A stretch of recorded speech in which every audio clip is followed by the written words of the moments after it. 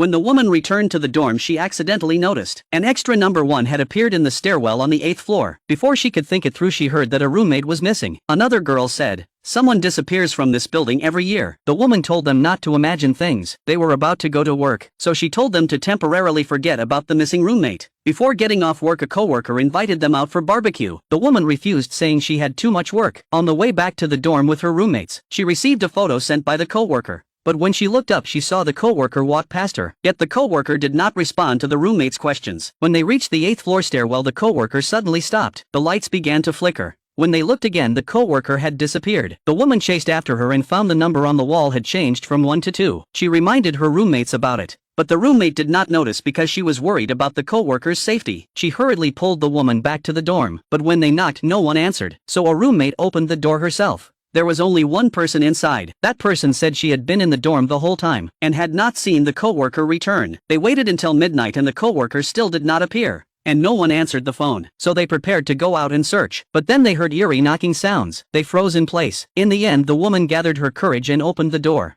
2 figures suddenly appeared outside. They said the coworker had been missing for a day, and her phone could not be reached. Only then did they realize something was wrong. They told them about the coworker's disappearance. Only then did the roommates speak up, saying this dorm once had a murder case, and that every early morning white shadows drifted past the balcony. They were terrified after hearing this. One roommate complained they should not tell stories like this at night. Seeing this, the woman suggested going downstairs to look for her. They set off together. Before going downstairs, the woman deliberately glanced at the number. At that moment, the lights flickered again. A figure came up the stairs. When the lights turned on, they realized it was the dorm supervisor. The girls explained the situation, but the supervisor was angry and said they had already changed rooms. She said she had just seen someone sleeping inside, and told them to hurry back and rest. They had no choice but to return. When they reached the stairwell, the woman suddenly stopped and saw the number had changed to 3, but the roommates said she was imagining things. Just as they were about to go upstairs, the woman suddenly realized one person was missing. She carefully replayed everything that had just happened and immediately realized something was wrong with this floor.